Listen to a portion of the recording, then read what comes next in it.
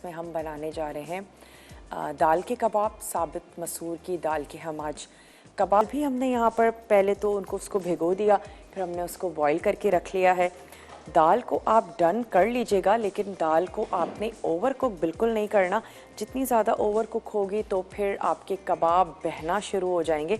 तो खैर दाल हमने यहाँ पर थोड़ी सी कच्ची ही रखी है, तो हम इसमें क्या करेंगे, आलू और आलू के साथ कुछ मसाले उसको हम बॉईल कर लेंगे और लास्ट में हम उसमें दाल भी ऐड करके 5 से 10 मिनट तक उसको कुक कर था। अच्छा, यहाँ पर आपको अज्जा भी नोट करवाते चलते हैं। और मैं क्या करती हूँ, आलूओं के थोड़े से छोटे पीस कर लेते हैं, उससे फ़ायदा ये होगा ये बहुत जल्दी गल जाएंगे।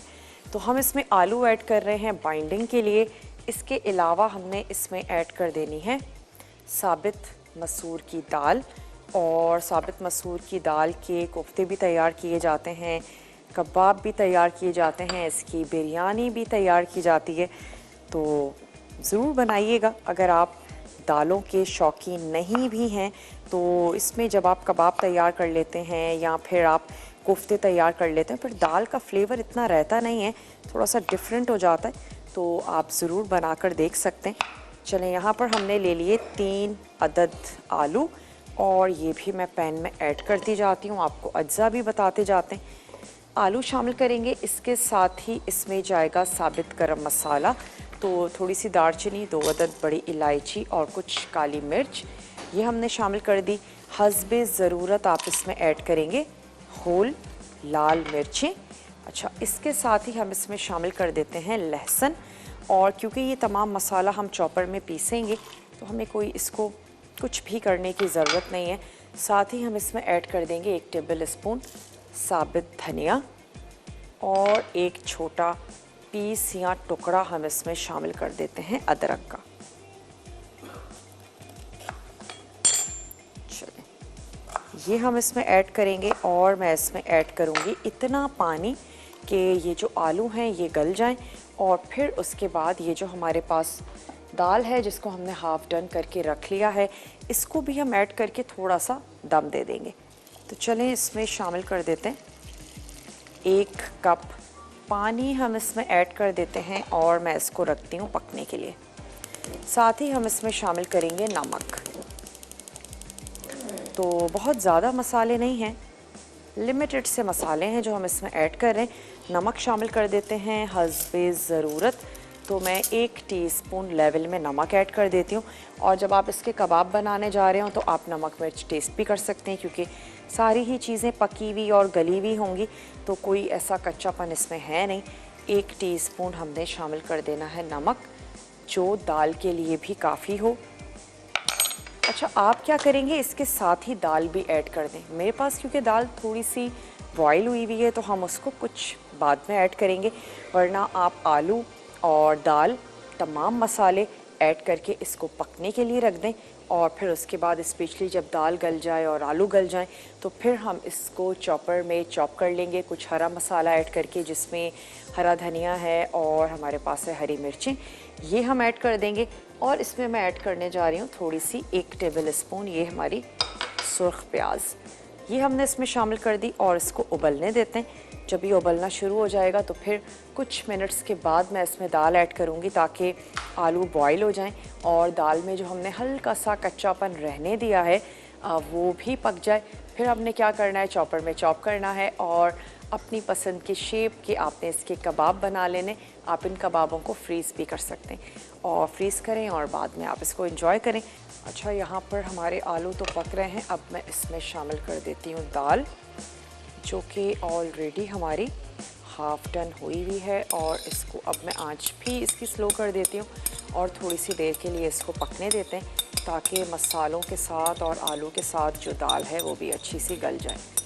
दाल के कबाब बनने जा रहे हैं जिसमें हमने आज यूज़ की है साबित मसूर की दाल। उसको आप भिगो दीजिएगा और भिगो देने के बाद फिर आपने इसको होल रेड चिलीज़ यानी कि गोल साबित लाल मिर्च, नमक, आलू और इसमें आप ऐड करेंगे साबित धनिया, इन तमाम चीज़ों के साथ हम इसको बॉईल कर लेंगे। तो कुछ 10-1 मिनट के लिए हम इसको रख देते हैं। उसके बाद बिल्कुल शामी कबाब की तरह हमने इसको पीस लेना। क्या करती हूँ, हमारे पास कुछ हरा धनिया है, इसको हमने ऐड करना है, और हरी मिर्चें। सिर्फ ये दो चीज़ें हैं जो हमने दाल में पकते वक्त ऐड नहीं की। बाकी तमाम मसाले जो हैं वो हमने पकते वक्त ही इसमें शामिल कर दिए थे। तो थोड़ा सा हरा मसाला अच्छा सा फ्रेश टेस्ट देगा इसमें। थोड़ा सा हमने ऐड किया हरा धनिया, और साथ ही आप शामिल कर दीजिए इसमें हरी मिर्चें, ताकि थोड़ा सा चटपटे और मज़ेदार से कबाब तैयार हो जाएं। रेड होल चिलीज़ तो हमने ऐड कर ही दी थी, और हमने इसमें हरी मिर्चें भी शामिल कर दी। अच्छा, बाइंडिंग के लिए हमने इसमें आलूओं को ऐड किया है, लेकिन फिर भी अगर आपको फ़ील हो रहा हो कि बाइंडिंग अच्छे से नहीं हुई है, आप इसमें एक अदद अंडा शामिल कर सकते हैं। और उसके अलावा आप इसमें क्या ऐड कर सकते हैं, आप इसमें ब्रेड क्रम्स का इस्तेमाल कर सकते हैं, या थोड़ा सा आप इसमें भुना हुआ बेसन शामिल कर सकते हैं। नॉर्मली दालें भी हमें पॉलिश वाली ही अच्छी लगती हैं, बिना छिलकों के दालों का हम ज़्यादा इस्तेमाल कर रहे होते हैं, लेकिन हेल्दी हैं हमारी, हमें फ़ाइबर बहुत अच्छे से मिलता है अगर हम स्किन के साथ दालों का इस्तेमाल करें। और खिचड़ी भी बहुत ज़्यादा अच्छी लगती है छिलके वाली मूंग के साथ, अगर आप बनाएं तैयार करें। तो जब भी ग्रॉसरी करने जाएं, हमें आदत जिन दालों की है वो भी ज़रूर लें, लेकिन उसके साथ साथ जो स्किन के साथ दालें होती हैं, साबित मसूर है, साबित मूंग है, ड्राई हो गया है, तो अब हम इसको पीस लेते हैं।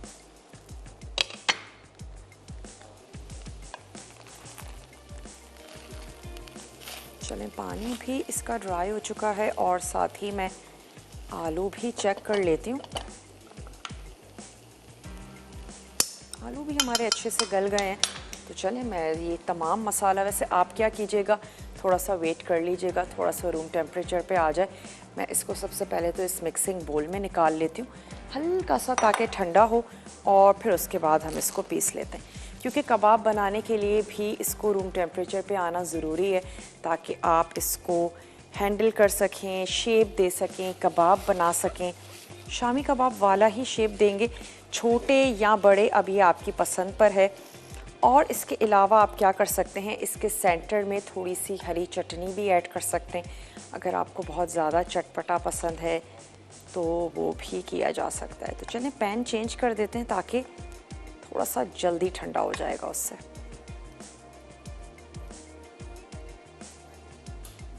और जैसे ही पुलाव को दम आएगा, हम इसको सर्व कर देंगे। जो भी नया नया खाना बनाना शुरू कर रही हैं और इनको इशू आता है, स्पेशली बिरयानी बनाने में, चावल कभी कच्चे रह जाते हैं और कभी बहुत ज़्यादा पक जाते हैं, तो मैं आपसे कहूँगी अगर आप स्टार्ट ले रही हैं तो पुलाव से स्टार्ट लें। निस्बतन थोड़ा सा आसान है बिरयानी से, और उसमें अंदाज़ा आपका सही रहता है। तो पहले आप पुलाव बनाना शुरू करें। जब आपका पुलाव अच्छे से बनना शुरू हो जाए, चावल का अंदाज़ा सही आ जाए आपको, उसके बाद आप ट्राई करें बिरयानी, और वो भी सेला राइस में, ताकि कहीं ऊंच नीच हल्की फुल्की हो तो सेला राइस इतनी जल्दी सॉफ्ट नहीं होते।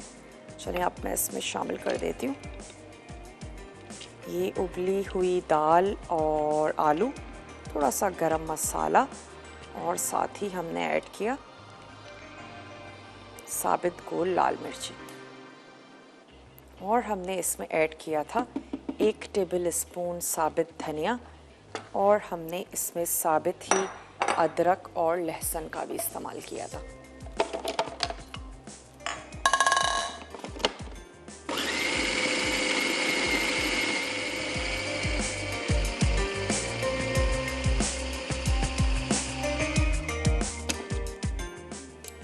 स्पून से थोड़ा सा इसको ऊपर और नीचे कर लेते हैं।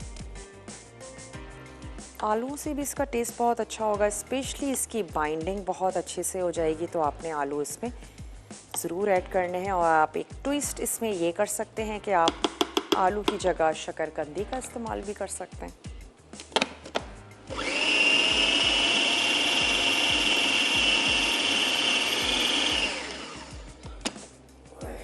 अच्छा, बाज़ लोगों को कबाब में अच्छा लगता है हल्के हल्के से शामी कबाब में भी दाल के चंक्स आ रहे हों, और बाज़ लोगों को पसंद है कि बिल्कुल स्मूथ से कबाब हो। खैर, इसमें भी आप अपनी पसंद देख सकते हैं। वैसे मैं इसको थोड़ा सा और पीसूँगी, अभी मुझे दाल यहाँ पर साबित नज़र आ रही है, तो थोड़ा सा इसको और पीस लेते हैं।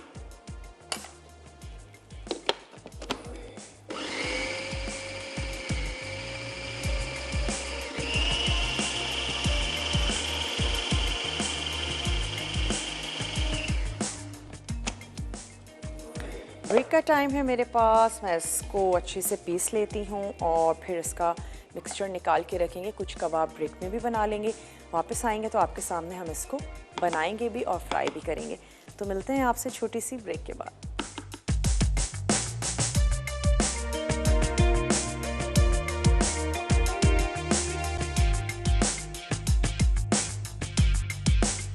हम बैक वापस आ चुके हैं एक छोटी सी ब्रेक के बाद, और हम यहाँ पर क्या कर रहे हैं, इसके कबाब बना रहे हैं। जितने बड़े या छोटे आपको पसंद हो इतने आप इसके कबाब तैयार कर लीजिए। वैसे मेरे पास जो दाल थी वो 1 पाव थी और हमने उसमें 3 अदद आलू ऐड किए, तो इसकी बाइंडिंग बहुत अच्छे से हो रही है। आपको मज़ीद किसी भी अंडे की या किसी भी चीज़ की ज़रूरत नहीं है। अगर आप फ्लेवर के लिए ऊपर से ऐड करना चाहते हैं एग तो ज़रूर कर लीजिए, लेकिन बाइंडिंग के लिए आपको मज़ीद किसी बेसन की या किसी भी चीज़ की ज़रूरत नहीं है। तो चलें कुछ 5-6 कबाब तैयार करते हैं और उसको फ्राई होने के लिए भी रख देते हैं, और फिर बाकी हम तैयार करते जाएंगे, फ्राई करते जाएंगे। आप इस स्टेज पे इसका नमक चेक कर लीजिए। तमाम चीज़ें बॉईल हुई हुई हैं, कोई भी चीज़ कच्ची नहीं है। फ्राई भी बस इतना करेंगे कि इसकी जो ऊपर की लेयर है वो अच्छी सी क्रिस्पी सी हो जाए, थोड़ी सी हल्की आंच पर, सिर्फ क्रिस्पी होने तक। तो मैं एक अदद बड़ा सा ले लेती हूँ फ्राइंग पैन, और ताकि हम एक साथ कुछ ज़्यादा कबाब जो है उसको फ्राई कर लें। शामी कबाब के लिए या दाल के कबाब के लिए अगर आपको एक्स्ट्रा क्रिस्पी अच्छा लगता है तो आप इसमें, अगर आपका आधा किलो का मसाला है तो आप 2 टेबल स्पून उसमें चावल का आटा, चावल पीस के शामिल मत कीजिएगा, चावल का आटा ऐड कर दें। उससे भी आपको कबाब बहुत ही क्रिस्पी और मज़ेदार से लगेंगे। और अक्सर ऐसा क्वेरी बहुत ज़्यादा शामी कबाब की एक ये आ रही होती है कि मसाला जो है वो बहुत ज़्यादा गीला हो चुका है और अब क्या किया जाए।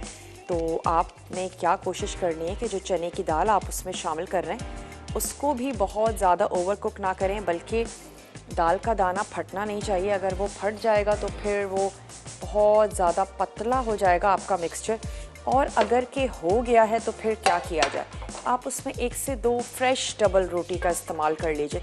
ड्राई वाली नहीं, फ्रेश। उससे ये होगा कि वो काफ़ी ज़्यादा जो उसमें पानी होगा वो उसको सोक कर लेगी, और फिर आपका बैटर काफ़ी हद तक जो उसका गीलापन होगा वो दूर हो जाएगा। तो ये आप एक टिप है जिसको आप यूज़ कर सकते हैं। अक्सर ऐसा होता है कि शामी कबाब का जो मिक्सचर है बहुत ज़्यादा गीला हो गया है और अब कबाब उसके बहुत अच्छे से नहीं पक रहे हैं, तो आप इसको ट्राई करके देख सकते हैं। तो चलें यहाँ पर क्या करते हैं, पैन भी ऑन कर लेते हैं। मैं इसमें ऐड करती हूँ ऑयल और इसमें कबाब ऐड कर देते हैं।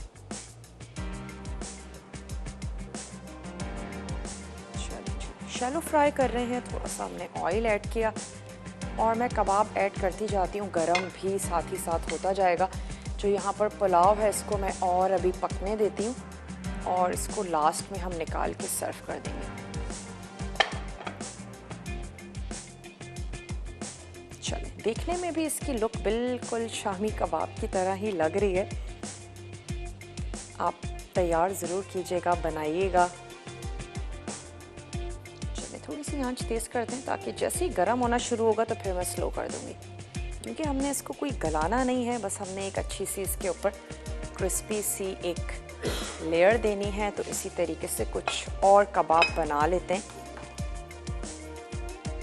अक्सर ये भी होता है कि हम नहीं बनाना चाह रहे होते हैं गोश्त या चिकन, और दाल भी अभी बनाई है, क्या बनाएं, तो आप दाल के कबाब बना सकते हैं।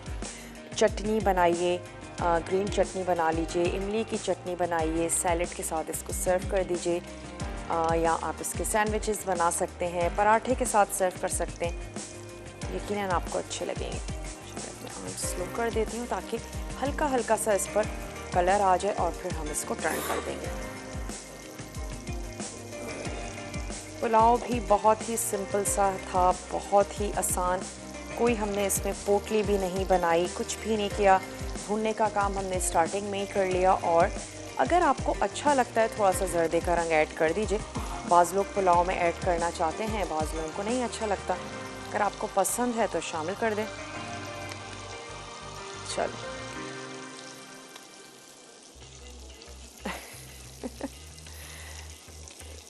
चलें, अब मुझे लग रहा है नीचे से कलर अच्छा सा आ गया होगा। हम इसको टर्न कर देते हैं कबाबों को।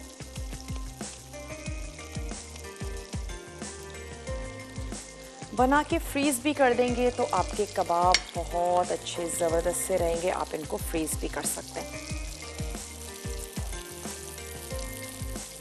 थोड़ा सा और कलर आने देते हैं।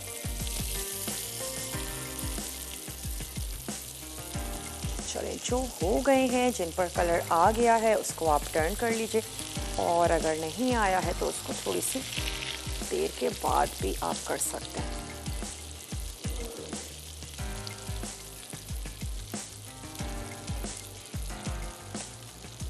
चलें जी, ब्रेक का टाइम है हमारे पास, ब्रेक पर जाते हैं। मैं ब्रेक में सिर्फ इतना करूंगी कि ये जो रिमेनिंग हमारे कबाब हैं इनको फ्राई कर लेते हैं। आप जल्दी से ब्रेक लेकर आइए, मिलते हैं आपसे छोटी सी ब्रेक के बाद।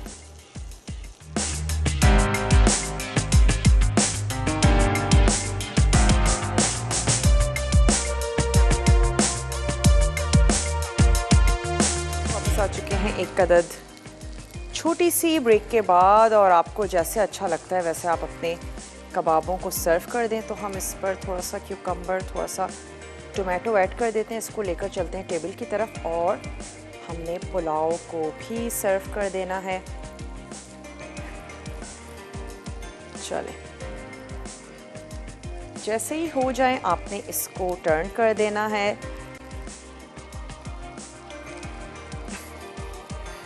चलो, इसको मैं अभी रखती हूँ यहाँ। और ये जो हमारा पुलाव है इसको निकाल लेते हैं।